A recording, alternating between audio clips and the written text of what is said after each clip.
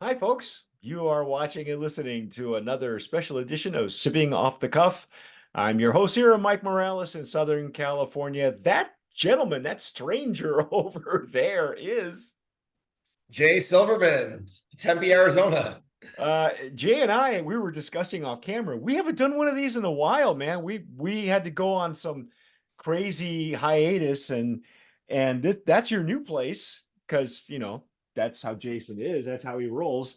And I'm still here with with my bad Zoom background behind me. So We've been um, moving and shaking. moving and shaking. Today we've got. Yeah, I'm excited about this brand because they first of all, this is called Patriarca. Okay, it's very difficult in Spanish. It's probably easier in English, as Jason pointed out. Um, it's the patriarch, basically, the patrimony is stuff like that. And this is the Blanco. We're going to be touching on this one today. They were really nice enough. Jason, you know the names of the owners, right? You got I got their pictures. He got information on them. I don't I don't know how that worked out, but here we are. But yes, Okay. we'll come back to that 1 second. I believe I have their I think the missus is it's a husband and wife team. The Juan miss Pablo Aguilera is our primary contact. He's the CEO, but right. his wife is involved too. And I don't want to forget. I don't want to I, leave I her think out. her name is Selena, if I'm not Yes, mistaken. Her great. name is You, good that's an job. easy one for me to remember, right? Yeah. Um, and they were nice enough to send us. They sent us two cases of Blanco Reposado and Añejo. Obviously, we're only going to go through one case, but I'd been through one case already because it was that kind of year for me in When you say case, you mean like a 3 pack, right? a Like 3 pack. Yeah, a three. it's honestly super nice and generous because then we have more than enough to taste and share with our friends and aficionados anywhere you go. But yeah, it does come in that beautiful packaging. I took the liberty of taking mine out of the main Yeah, boxing.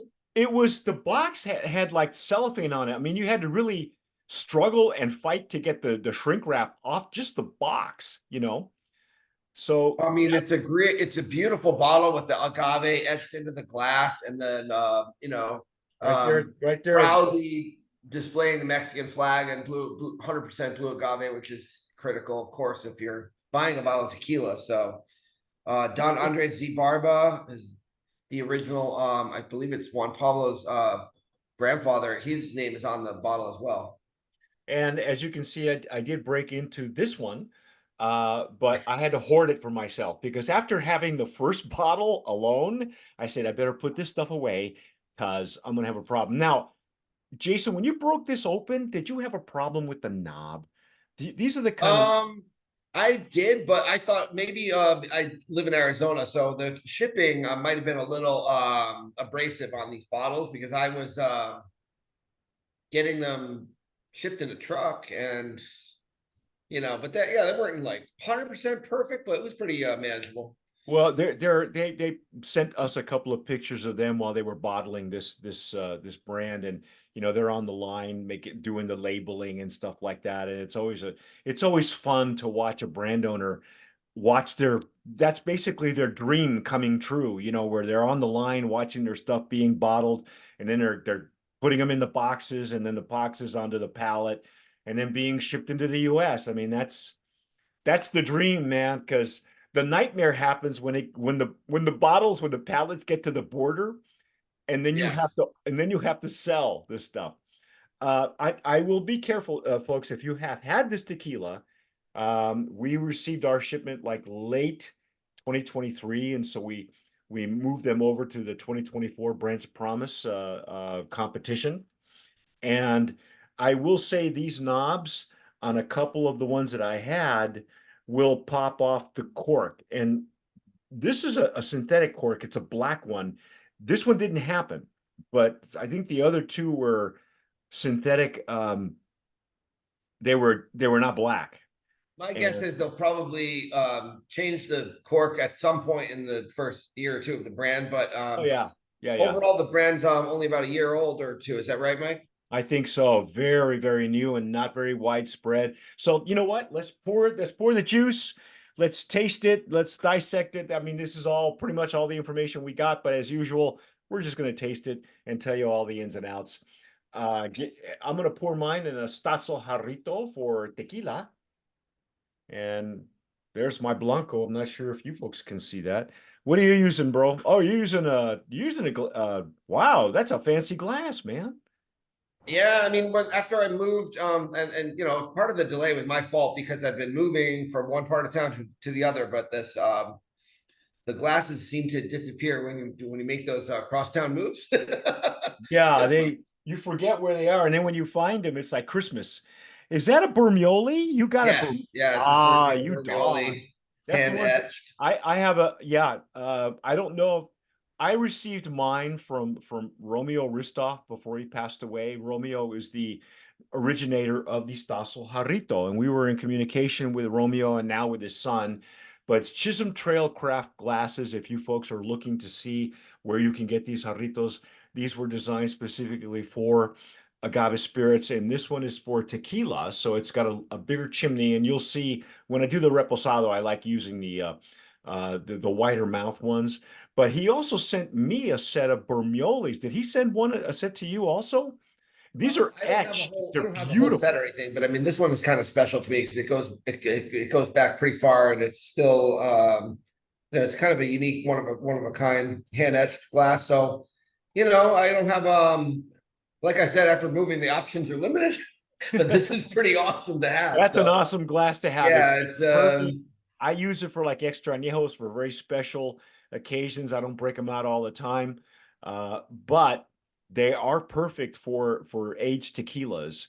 We've discovered very versatile too. I mean, I've never used them in a blanco, so you tell me.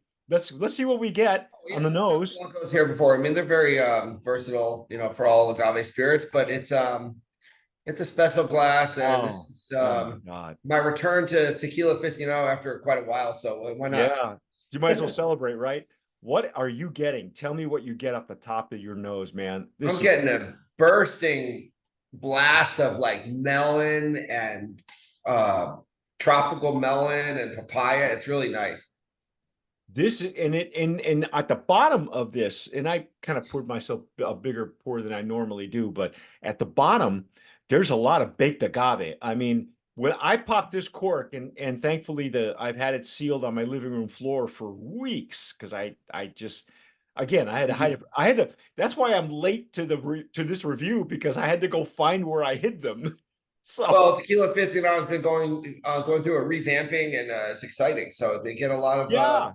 got a lot going on in a lot of different directions around the globe and around the country. So you know, Well, I'm just fortunate that we have guys like Jason who have a very seasoned palate, and not just with agave spirits, but a lot of folks don't know he's a gourmet chef. This guy's no joke, and the people on our team, and you've met a few of them, Jason, a couple of years ago when we were all at San Diego as judges. And a lot of those guys love to cook. A lot of them are gourmets. I don't cook worth a damn. But I've watched these guys. I mean, I learned because you guys have a touch that in an area that I lack in right now. So, but I'm getting baked agave. You're right. I'm getting plenty of tropical fruit and melon on the top. little black pepper. Yeah, I mean, I was just reminiscing about that trip to San Diego and what a great event that was in 2022, was it? Yeah, yeah. It was like the year after the 2021 was not.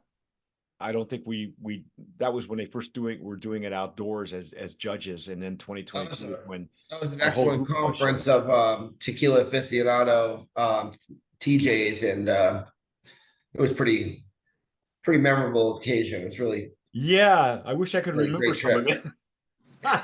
it. Well, you know what? Legs and tears are beautiful. It's very shiny. I don't know if you can Super see that crystal on my clear. very, Yeah. very pristine, beautiful, thick legs and Little teeth. viscous for a Blanco. All right, well, I'm going to dive in. Let's see what we get on the taste. Mm. Mm, mm, mm, mm, mm. Oh, sorry, we got a few of these to go, so I'm gonna use my spit bucket as my friend. Okay. Mm. Um, I normally don't make an evaluation for me on the first pass, but I will tell you, everything you said on the nose, all the tropical fruits were there, man. I don't know what you got at the beginning, and I don't know if you want to make an assessment now or you want to go through a second.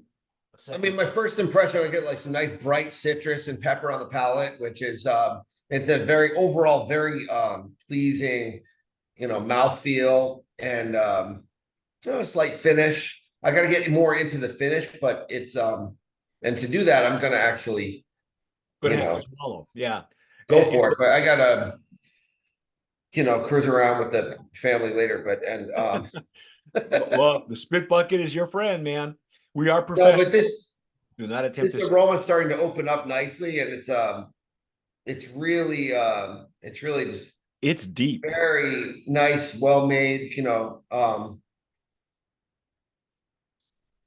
It's very deep. you've got agave, but you've got other facets of it and other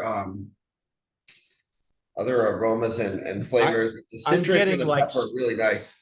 I'm getting spearmint. I'm getting almost like an anise on the nose, not leaning toward licorice, but really more toward the fennel kind of vegetal.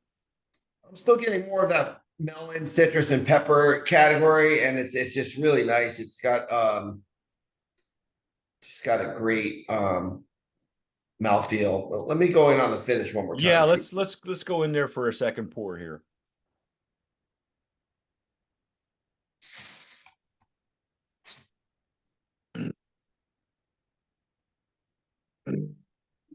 Mm, hmm.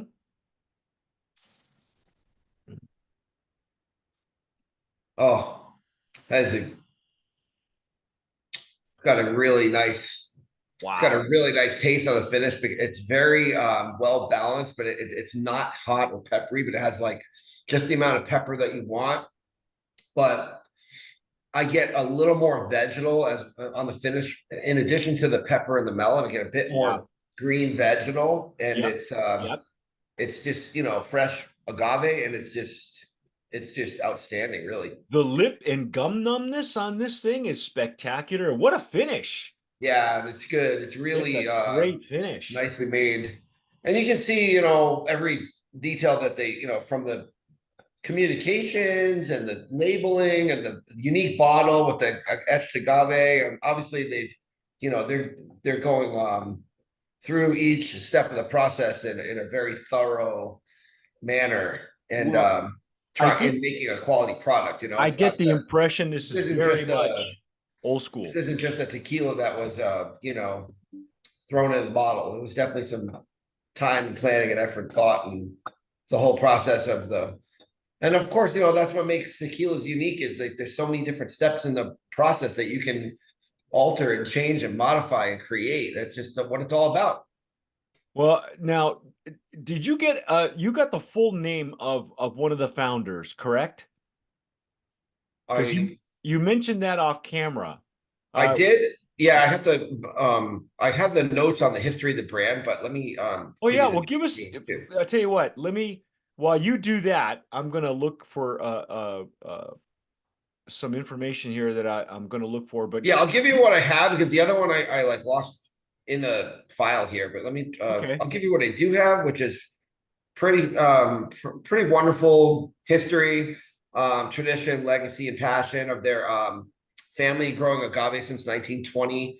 A grandfather, Don Andres Z. Barba Camarena, he started harvesting blue agave in 1920, so that's quite a long time ago.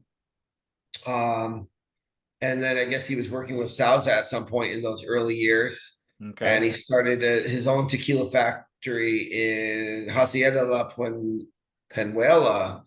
Um, and it appears that at some point he was collaborating with the Don Julio family, Don Carlos Gonzalez, um, way back.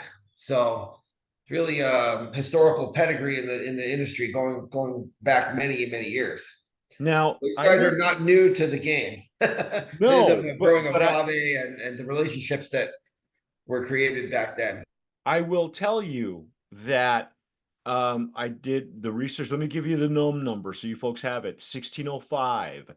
The name of the company is Inulina y Miel de Agave. Now, when you see that name Inulina and Miel, that's pretty much a dead giveaway that there is a diffuser on site. Because the only way you can make inulin, because that's what Inulina is, with a diffuser. But I'm here to tell you that this brand at 1605, not a diffuser tequila. And No. I have had, I've had, as a matter of fact, I think Eric and I had one of the tequilas that came out of here called Querido, which is a brand that if that's the one I'm thinking of, I think that's the one that's owned by the offspring of the Romo family that used to own Herradura. And they do use a diffuser, but they use a diffuser only uh, for after cooking. So generally speaking, they don't use the acid hydrolysis and all the other stuff. They use it as a glorified shredder, is what it is.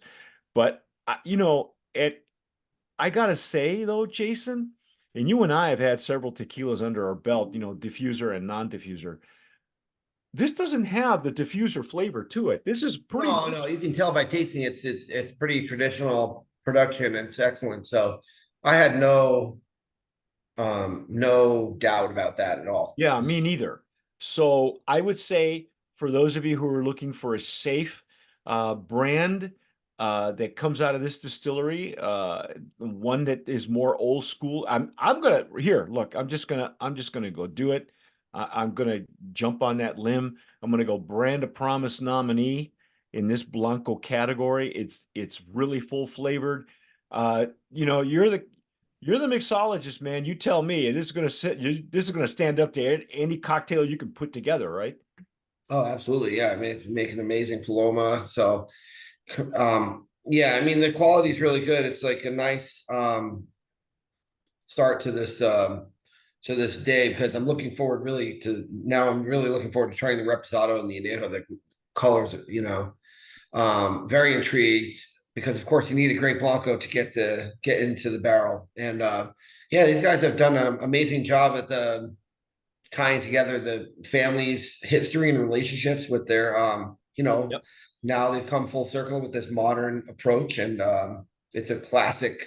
I mean, the bottle's almost like a throwback of like something you would see 20 years ago, Well, and but you it's notice not. it's got a foil label, but it's not a raised foil label. It's still rather, like you said, classic but modern, you know? Right. I mean, it reminds me of some of those brands you would find on the shelf that where like you'd have to go down to, Baja California, and if you were looking like on um not Baja California, anywhere in Mexico, but if you're looking for those old dusty bottles, like this definitely Yeah. has that old school feel to it. Yep. Presentation Yep. wise, I like that a lot. I do too. I There's think a little bit of a slight issue with the cork, but I'm sure they'll resolve that as soon as they yeah, I mean, find the opportunity.